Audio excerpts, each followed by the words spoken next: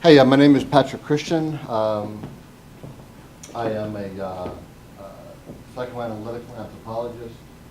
I spent 26 years in U.S. Army Green Beret Special Forces. I started with 7 Special Forces group working in the Amazon jungle basin in northern Ecuador, southern Colombia, working against the FARC. Since then I've been working that mission set, and when the war started I've moved over and I've worked Somalia, Ogaden, Ethiopia, Sudan, Darfur, Chad, Niger, Mali, Mauritania, Morocco, Kenya, Iraq, and a few others. So my focus, my specialty, I guess we'd say would be tribal engagement. Building stability operations, tribal engagement, with a more interior focus of looking at the deeper, fundamental psychosocial breakage within the family, within the villages, that's supporting the extension of the violence. So I wrote a book called Combat Advisor's Guide to Tribal Engagement, and in the beginning of the book, it was a little funny, meant to be a little bit funny but poignant statement. I'm going ahead to the very top. So you have the patient, and he says, "Hey doctor, I'm sick. I have tuberculosis," and the doctor says, "Well, great, you need antibiotics." And the doctor says, "But I don't have any antibiotics. I have a scalpel and I have a hammer. Which one do you want me to use?" And the patient says, "Well, I don't want you to cut or hammer me. I want antibiotics." So there we are, the U.S. Army in Iraq and Afghanistan. Like the doctor, no antibiotics, but I have a hammer and a scalpel. A lot of money, a lot of systems that were unnecessary. Young men in Bradley tanks trying to do counterinsurgency of an enemy that hides among the people, and we're going to get rid of them with a Bradley tank, an M1 tank. It didn't work so well, and it hasn't worked so well, and it's still not working so well. Can you bring it down and go to the left side? So the title of this little very quick 30-minute presentation is The Twin Deficiencies in Countering Violent Extremism. And countering violent extremism under the guise of either insurgency or Islamic-based radical jihadist movements is what I've been doing since 1991 when I graduated from Green Beret School. So make it a little bit bigger on the left side and coming down. Yeah, come down. Down here? Yeah, come, bring it down. You want to do it? Yeah. All right. Here. Just use it that way, I'm sorry. Can you? There you go. Okay, how about that? Is that good? Yeah. Make it bigger? All right, so what the deficiency first says is we're using the wrong game board. Okay, we're using virtual train instead of the human train. We had the U.S. Army human train teams, and when I was deployed, I would routinely work with them and help them out along the provincial reconstruction teams. Unfortunately, most of the human train team social scientists that I met were history majors. One was a music major, but they had started on some graduate studies in history, so they were qualified as a social scientist. I'm going to tell you, I mean, bottom line, the U.S. Army human train team was a complete disaster because it was just grab as many people who self-identified as a social scientist who wanted that nice GS-14, GS-15 paycheck, go to Iraq, and oftentimes they wouldn't even come out of their hooch and do any work. So it didn't work as it was executed, but doesn't mean that human train is wrong. Also, within the human terrain team, there's so much more that needs to be done and considered and taken into account with the human terrain. That is trauma, dislocation, the psychological, sociological. So really quick, I'm going to explain the difference between psychological organization and sociological structure. I am Patrick in America, but if I am in Yemen, or if I am in Syria, Iraq, okay, I am not Patrick. I am the father of my son. I am the son of my parents, right? I am the father of my children. I am the brother of my siblings, right? I think in terms of we. Now, why is that? an American in the West, a mother will hold the baby and she'll project an enhanced ego, a sense of individual agency on the baby. And that's necessary because within the West, the child has to go to school, then go to the boys' club, the after-school activities, and a friend. In sociocentric societies, of which most of where the violence is at is sociocentric, okay? They don't do that. The locus of member control is external to the individual, which means that the child, the adult, and the family, whatever they do it with family members, with their extended kin. And 30 minutes isn't really enough to really get too deeply into that. But there are very specific psychological, organizational patterns that exist within the families, within the Middle East, North Africa, and the places that we operate, okay, that are very different. So when Ed was talking about we overlay our own patterns onto these other societies, that's what we're doing. We're assuming that a Walmart would be a good thing to have in Kandahar province. We assume that a certain type of infrastructure would be good to have in Iraq. And it doesn't work that way because their psychological structure is different and their sociological ordering is vastly different. So with human terrain, ideally the human terrain model will take into account all of these types of issues within the psychological, sociological, and emotional.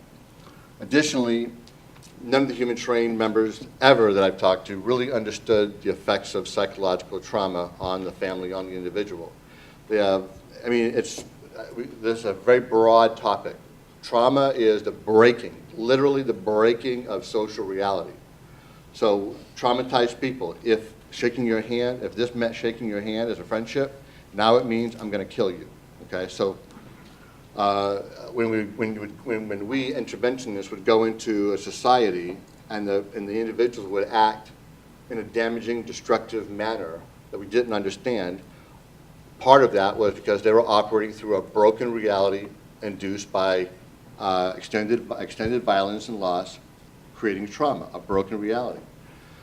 So in human terrain, we didn't understand differing psychological organizations of the society. We didn't understand the basis of the sociological ordering structure. We didn't understand the effects of trauma and so forth.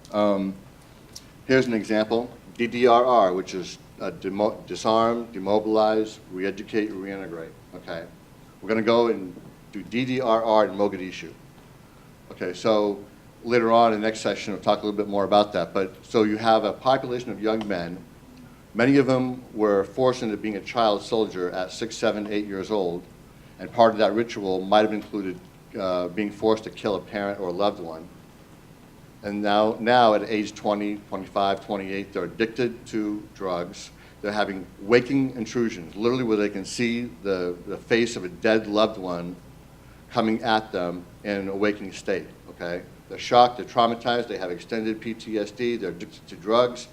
It can't really get any worse, but I'm going to go in there, I'm going to go and take away his AK-47, demobilize him from these little militias, re-educate him and reintegrate him into a non-existent society, or reintegrate him back into the camel and agro-pastoral society of his grandfather far away. Really?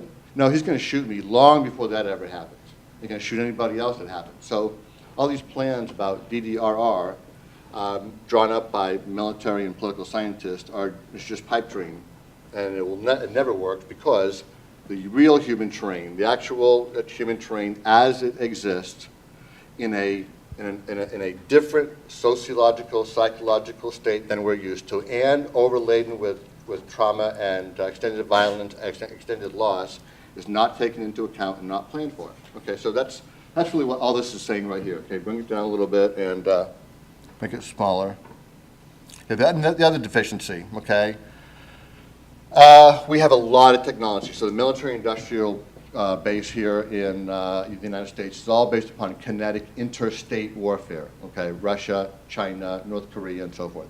That's not the kind of war that most U.S. military units are facing right now. We're not in battle with an interstate conflict.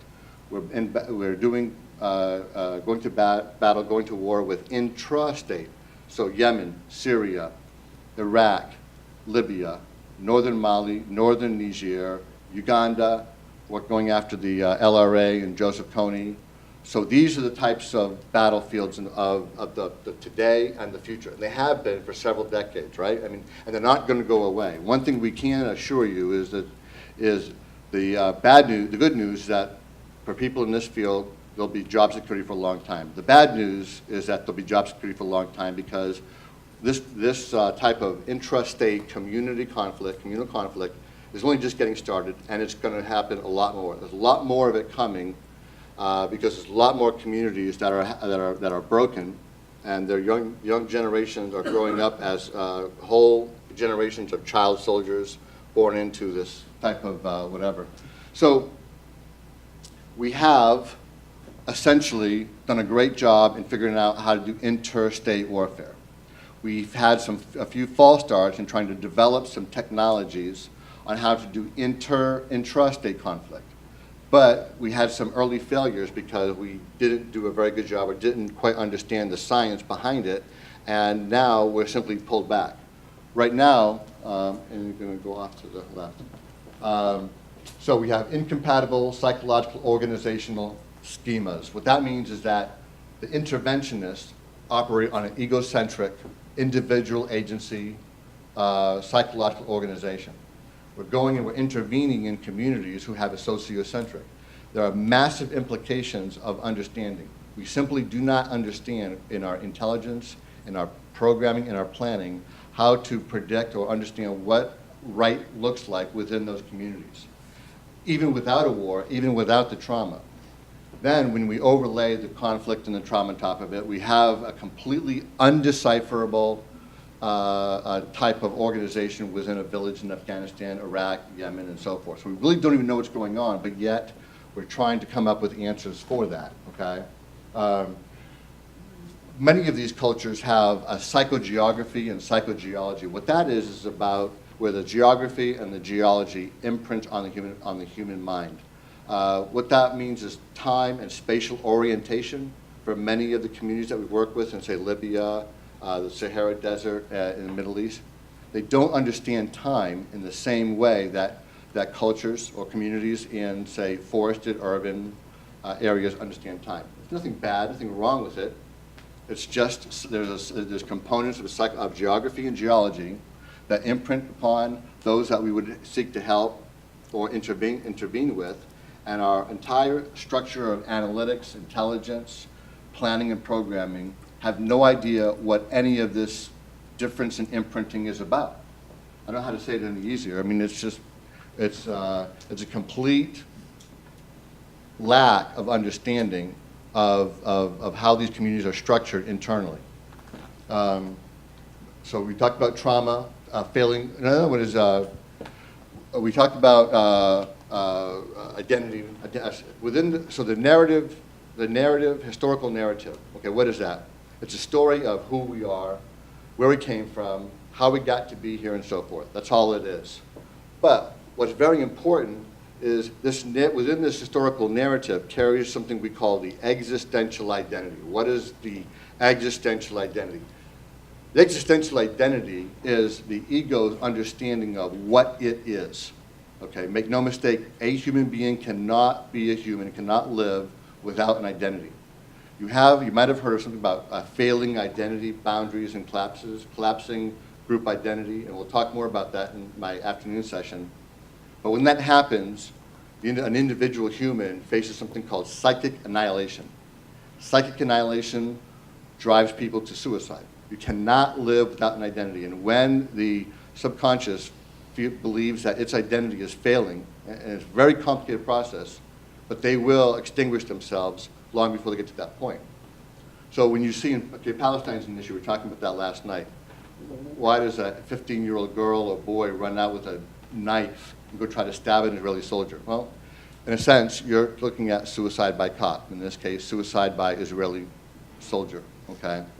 So, but these are, and I'm just touching on the lightest little bit of these issues of sociological structure, psychological organization, trauma, failing boundaries of individual and large group identity. But go ask most of the NGOs, go ask most of the State Department, any State Department, USAID, military, ask them how much they know about how much these factors affect populations in Syria, Iraq, Yemen, or wherever they're working. And they're like, well, they don't really have any understanding of it. And if they do, maybe they'll have an idea of one element. They read a book or an article, but not the totality of it. So we're way behind in the development of our science for intra-state conflict. We are calling some of this stuff like soft power, non-kinetic, but there's a science behind all of that. Okay, so to Ed's point, we can't just go in and do something really nice and say, okay, well, I think I'm doing something good for people, like I'm going to build a well.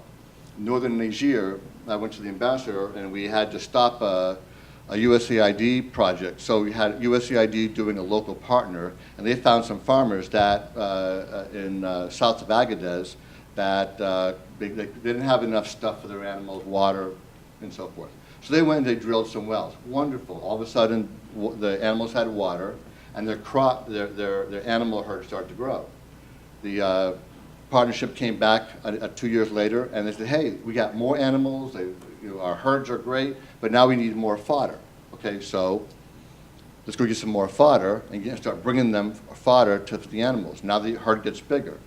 Mujwa and MBM, Mokhtar Bel Mokhtar, got a wind of what was going on. They assassinated one or two of the villagers that they were helping, and presto, all the aid went away, and then all the animals died. But the problem with that aspect was we were helping the people in an artificial manner. We weren't figuring out how they were going to extend their psychological, their economic, and their sociological structural pattern into the future. And then helping them achieve some of their goals. We were helping sustain them artificially, which is a recipe for it just falling apart. So, but what I'm getting at is that and everything else is part of researching and developing the science needed for figuring out how to go ahead and stabilize these conflict communities in these failed and failing states. There is science within how the human mind and how the human society is organized, to include the emotional conjugations for all of the family life, and understanding that and applying this science to all of our efforts. I mean, it just makes it so much easier. All of a sudden, everything that we do bears fruit, happens, and so forth. A lot of what we've been doing, folks like Ed, intuitively have gone out, figured out intuitively how to operate, often by doing anthropological, ethnographic observations. Here's what works, here's what doesn't work, seeing the pathways forward, helping the community actualize and develop that pathway, and presto, there's some magic success. And then people go, hey, Ed, how'd you do it? Well, we just follow the people. My point is, there is an exact science to anthropology, psychology, sociology, and so forth. And we can figure that out, lay out a pattern, and replicate it to a very high degree. But we haven't done that, so we're behind on the science. That was the second biggest thing about the deficiency of CVE. When President Obama called the ISIS a bankrupt ideology, what he's not realizing that it's not really a bankrupt ideology, okay? ISIS simply has an understanding from an observation what individuals are in a state of psychological, sociological, and emotional crisis, and they are a crisis of adaptation. So I am a male 16, 17-year-old boy living in Molenbeek. I'm from Syria. I'm a refugee with my parents. My dad seems to be doing okay, but gosh, I don't know what being a man looks like. If I remember what my grandfather looked like, he wears robes and runs around with animals and herding and so forth in a small village, maybe in Syria, northern Iraq. Okay, but I'm in Molenbeek. So my thought about what does it mean to be a savior, what does fidelity mean, what does heroism mean, what does masculinity mean? Well, it's not based upon what I'm seeing in Brussels, it's based upon what I remember in Syria and all of the stories. So how do I apply that? Some people can apply that and some people can't. I'll get a lot deeper into that in the afternoon session, where we get into what makes ISIS so effective in recruiting young men and women into their ranks.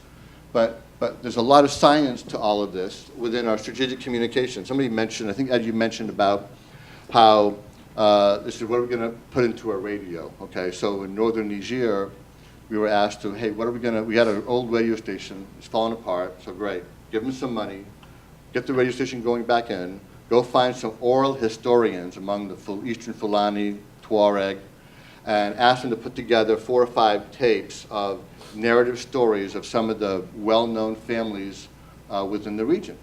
And then every day at 4 o'clock, they'll get on the radio and start telling stories about famous or proud Eastern Fulani and Tuareg families and how they lived and how they made history for their people. It was a great, well-loved story. It was a well-loved radio station. But that's the kind of messaging, that's the kind of communication that we need to have based upon the science of, and the reason why the storying is important is about memorialization. Memorialization is a key concept for human beings to be able to survive and thrive and be happy. It's not just about being happy, but I won't go into the science of why memorialization is important, but go into any village and ask the father, the grandfather about their children. They'll all just stop and telling you all about their children. Then ask them the big question, hey, where'd you guys come from? Who were your ancestors? Who was your great-great-grandfather? When did you first come to this valley? You won't be able to shut them up. Not only that, but as they're telling you this great history of how they got there, everybody that passes by within earshot is going to stop. You know why? Because they want to rehear the story of how they came to be. And there is a scientific basis for why this is so critical and so important to people. In fact, the more sociocentric they are, the further the way they are from individual agency, the more this narrative is important to them because it carries their existential identity, and without it, they face psychic annihilation. Okay, and they will do anything to avoid that, to include engaging in the most extreme violence offered to them by Mujwa, Boko Haram, AQ, and so forth. Okay, so we'll make it small. So that was this first slide up here. I just wanted to so we had some deficiency trying to win intrastate war, big war, trying to win intrastate communal conflicts, of which even though the conflict is spread across the border between Iraq and Syria, Iraq is not a party. Iraq is not a party to the Iraqi government is not fighting the Syrian government. The Syrian government's involved, but what's really going on here is neither of these governments can stop the fighting of their own communities from killing each other, right? Same thing in Yemen. There's uncontrolled violence. Libya is uncontrolled violence, okay? Mali and Niger, uncontrolled violence. Even though the communities cross borders, okay, it's not a political, high-intensity warfare. So we just don't have the right science developed and applied within our military, within our State Department, within our USAID and other agencies to properly understand how to plan, program, and execute intrastate communal conflict. Go up a little bit. Now, one thing we do is, this right here is interdiction. It says how not to bomb villages and public sites while winning damaged hearts and minds. I thought this would be a little bit clear, my apologies. When we just hit a small town near in Libya, the U.S. Military did, okay, and they killed some bad guys. They killed some ISIS terrorists. It was on the border, on the coast in Libya near Tunisia. But they didn't kill everybody. And the ones that got away, guess what? They're going to hold up, and they're going to learn those lessons. According to our doctrine of killing all of the political organizational leadership of Al-Qaeda, we should have long ago killed Al-Qaeda, and it should have long ago be dead. So why isn't it being dead? Well, that's because try going into a house full of cockroaches and spray some really bad stuff. Cockroaches that don't die and survive, guess what? The next time you try to spray them with that stuff, they're going to be resistant to it, right? So for these individuals, these leaders of Al-Qaeda, of ISIS, and so forth, those that you don't kill and you go after, they get stronger and they fracture. So now What we thought was we would have it's not a unified ISIS or Al-Qaeda organization. It's a multifaceted, fractured type of organization that no one leader you can't even control. So you can't even negotiate with your so-called enemy because you don't have one, you have 500 of them. And each of those 500 of them have 50 soldiers. And if you kill that one leader of one of them, then next thing you know, 12 more organizations will grow up among those survivors, and you're just expanding the problem. So, don't get me wrong, bad people do need to be killed, okay? But the taking out of hardened cadre of ISIS and Al-Qaeda needs to be a defensive measure. So when you in Iraq and other places that Al-Qaeda operates, like in Yemen, when they shoot something, blow something up, that's just the tip of the iceberg that we're seeing. What we don't see is them quietly dismantling the justice system, quietly dismantling the banking system, and setting up their own. So the whole nature of Al-Qaeda, which is a transnational insurgency, okay, is to dismantle, deconstruct the existing structure and replace it with their own. The only time you hear them blowing something up or killing somebody is when they're defending their own structure or disabling the existing state control structure. But we don't see all that. All we do is we count acts of violence, and we're oblivious to the nation building going on by ISIS and Al-Qaeda. I mean, ISIS prints money, ISIS prints laws.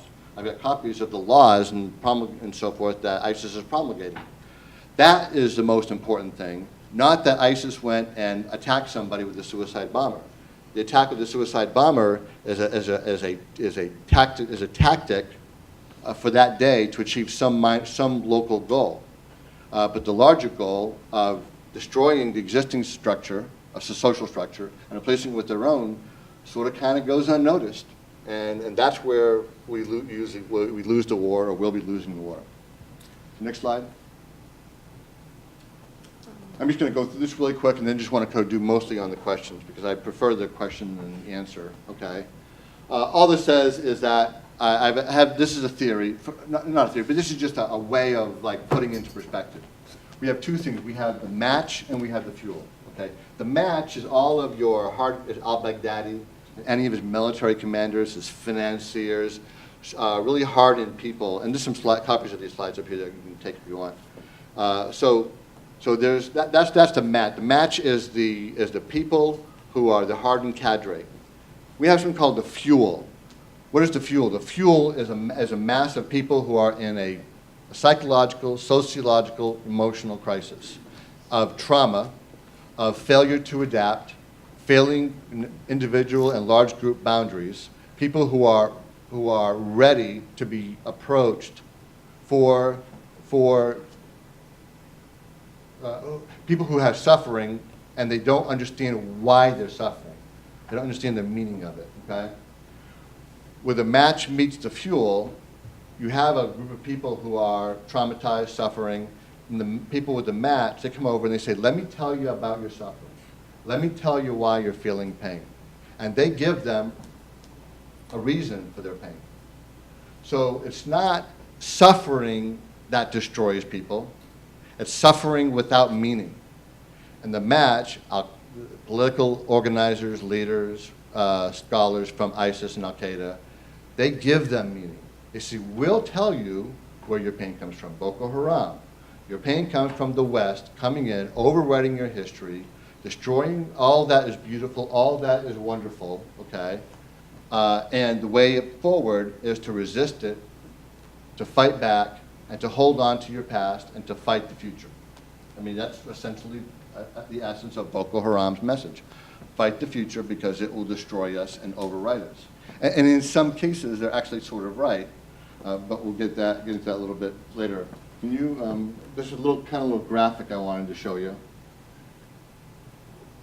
So it's like, okay, so this is the fuel. This is your population of people who are traumatized and psychological emotional crisis. And they're not just in Syria. They're not just in Iraq or Yemen. They're also, in Tennessee. In the guise of a 16 or 17-year-old boy, I think he was from Yemen, and his girlfriend model citizens, model people, great grades, good-looking couple. They were in a state of crisis that their family didn't understand, and they were caught trying to go to Syria. Why? Okay? There's a lot more later on about what this fuel is, what it constitutes, how it works, and so forth. But what we're supposed to be using against this fuel is a soft power, okay? Against the match is my comrades in the kinetic side of special operations. Can you move it over to this way? More. All the way, more. So then we just have some like soft power, okay? Traditional leader education, village stability operations, tribal engagement, psychological, sociological engagement teams, information operations, narrative identity mediation. Michael White from Australia, he's deceased, therapist using narrative mediation. Narrative therapy is great. His books are a great source. Winslade and Monk have adapted that into narrative mediation. It's great stuff, okay? Ethno-political development. Each one of these terms has, you can write a book on or spend hours on explaining each one of these terms and how it relates to repairing, stabilizing a sociological organization at the family and village clan level, okay? And they're all critical. But this is how you fight an insurgency. This is how you stabilize the Abiyan province, the Shabwa province, the Hadramaut province of Yemen, one province at a time, using soft power. This is how you stabilize Cyrenaica, Tripolitania, and Fezzan, and the Tuareg regions in the Caucasus Mountains, using the soft power. The hard power, the kinetic power, is in defensive support of it. Because if you do it right, you'll be taking away the fuel from the violent extremists. And they're going to come after you if you do it right. And that's where the hard power has to be ready to interdict them. So we have the fuel, we have the match. Soft power is supposed to be dissipating the fuel, okay? And then our compadres in the kinetic side are supposed to be trying to go after the match as a way of taking the pressure off of us as we try to repair. This does not mean nation building. We don't need to build Walmarts. We don't need to build roads. We don't need to build apartment complexes and so forth and so on, okay? Because the problems that they're facing are far deeper than simple physical infrastructure. These are deep issue structures within the family, the dynamics of the family, and the connection of the family to the tribe, and the clans and the villages and so forth. So this is where the real work is supposed to be, and we're really not doing it. So I'd like to go ahead and open this up for questions if we have a few minutes. Yes, sir. Yeah. I'm a Vietnam era veteran, and I remember the pacification program introduced by William Colby, and of course, you know the result. And so far, I think that we have followed the same model of pacification. For 30 years, we had different narratives about the Middle East.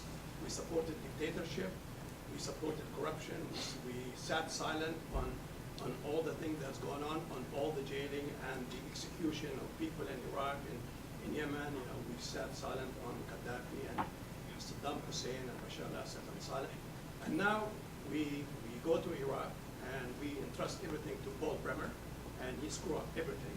He dismantled the country, and we give him the highest award, you know, the highest civilian award, and we have all the military and all the money and everything like that, and we are unable to solve anything. So why do you think that our narrative now that you are presenting and what Ed presented will solve the problem that we created in the first place? Okay, so great question. And the essence of the question is that the United States, Europe, West, what the heck do they know about developing a narrative in the Middle East? Yes. Africa, okay? Going back, most interventionists don't even understand the meaning of a dune, okay? A dune or an erg. An erg is 50 square kilometers of pure sand dune.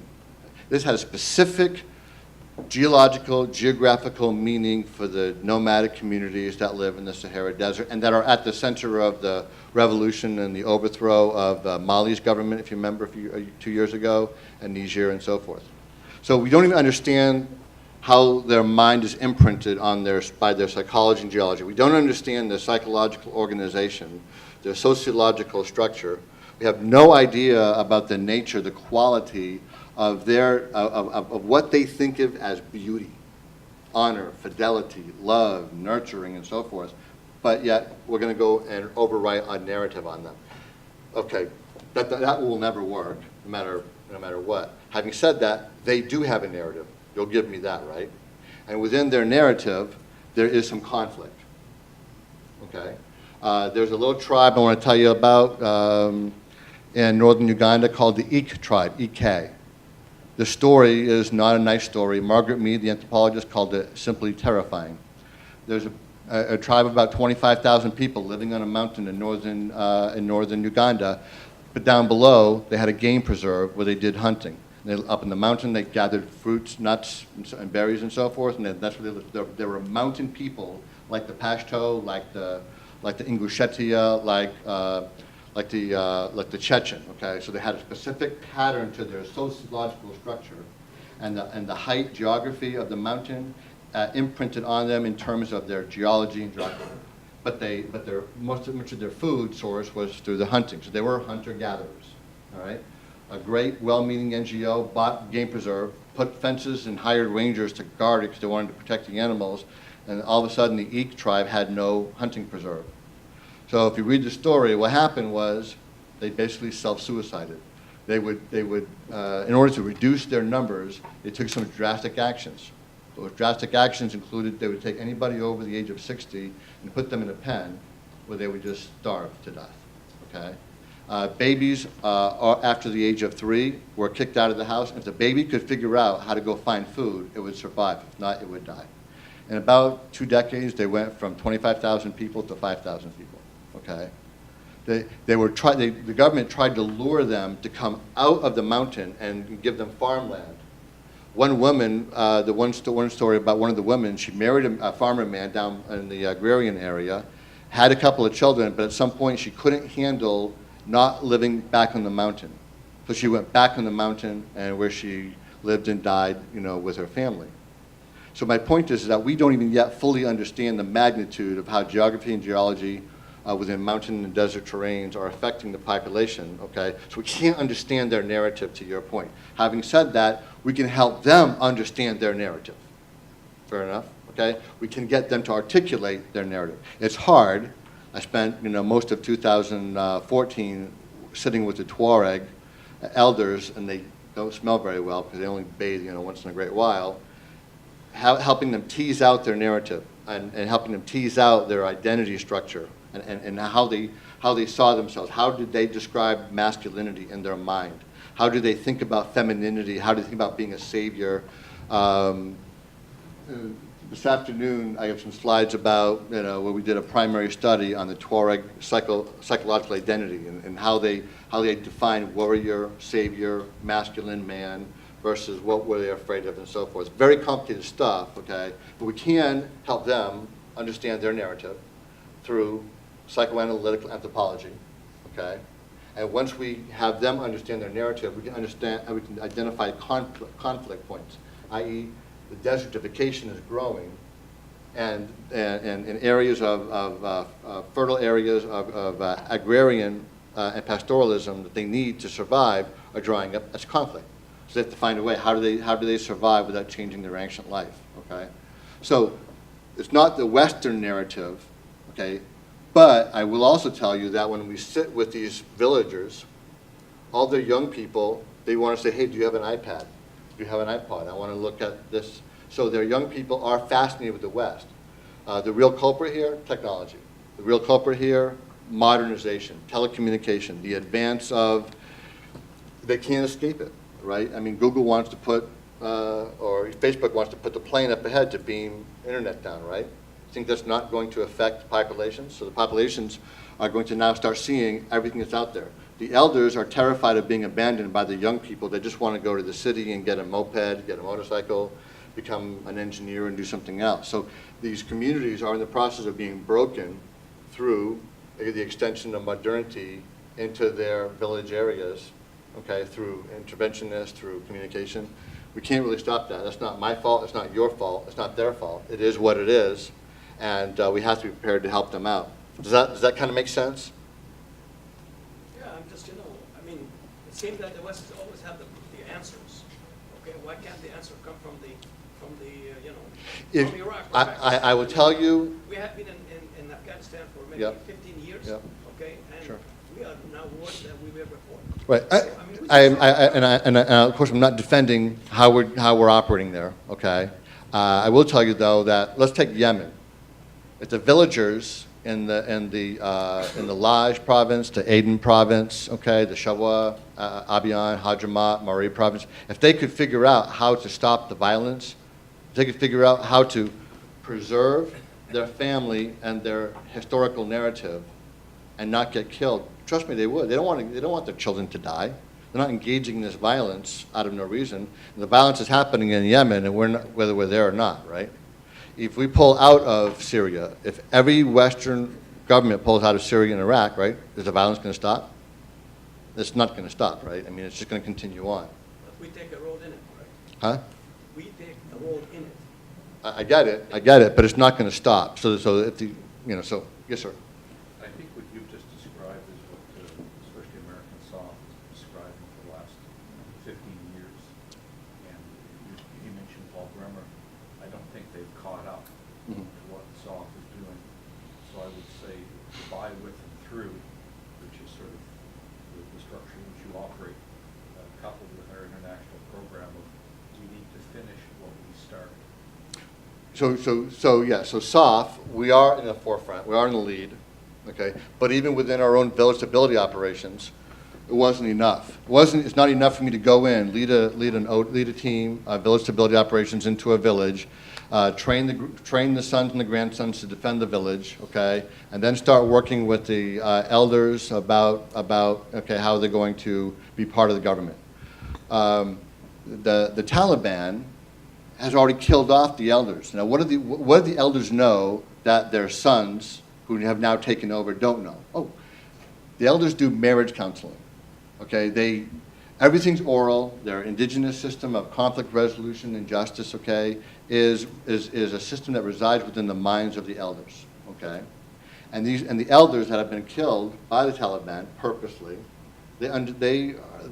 what's lost is their ability to help their family members understand everything from relationship between husbands and wives, how to raise their children, how to imagine their past, how to understand the relationship between their great-great-great-grandparents and themselves versus where they're going to go tomorrow, okay? The Taliban and Al-Qaeda kills off elders, okay, precisely because the elders carry the best part of the existential historical narrative, and they have the best wisdom to extend that narrative forward. Because what Taliban doesn't want that narrative, right? Social infrastructure. Yeah, the Taliban wants to install an alternative narrative to Afghan life. Al-Qaeda wants to install an alternative narrative to Arab life. And that alternative narrative, right, that Al-Qaeda wants to install, or ISIS wants to install, right, is one of fundamental extremism. Am I wrong? Does that sound familiar? So this narrative, this inflicting of the narrative isn't coming from the one direction, right? You've got Al-Qaeda, ISIS, and Taliban. They're busy beavers spinning and weaving their version of how the narrative ought to be for those areas that they're trying to go after. I mean, does anybody not get that? Okay, so this is a battle of the narrative, and this is a battle of the soul, because the narrative, if you think about it, sort of is the soul of every family and every individual and every village, because the narrative, within the narrative, is that collective group identity, that collective group memorialization, and the extension of the historical narrative across time and space, that's across generational inheritance, is how we grow communities. Does that sound familiar? I mean, anybody not getting that understanding on how the war is really happening? It's really not about blowing people up or killing things. It's about a competition between opposing narratives. That's all it is. Ahmet Yayla, how do you build the trust between the country partners? Because for narratives to be accepted, there needs to be a trust between the parties, right? How do you build it? Well, again, there's a really bad misimpression that interventionists are coming in with a narrative. Sorry. okay? There's no father and mother in a village that wants to kill their children, that wants to go to war. Trust me, we're not savages. They love their family, they love their babies, and they want to preserve them, okay? So they have the narrative. The narrative is already there. There's a problem, though. They don't understand how to continue the narrative because something's blocking them. What's blocking them? Okay, it could be desertification. It could be violence. It could be the loss of elders, and they don't understand what comes next for their village, for their family. Okay, so the narratives have been interfered with. By who? By nature, okay? By technological advancement. So when a village, young people start looking at on the internet, on the web, and they start seeing how all the rest of the world works, they begin questioning their own narrative. Now, you can fault the West for that. You can say, well, sure, we're at fault because we're showing all these villages all over Africa, Middle East, Asia, and so forth, how the rest of the world lives. And boy, it looks really cool to a 15-year-old that really wants to get his hands on all these, toys, right? But nobody here in this room is suggesting that we cut off access to all of the medical and technological advancements that the world is seeing from all of these more ancient communities, right? You're not suggesting that, right? Okay, so, only, Ms. Ma'am, right here. No, excuse me, I'm sorry to interrupt, but we can't take any more questions for right now. I ask you to ask him at lunch because we have to move on to our next presenter.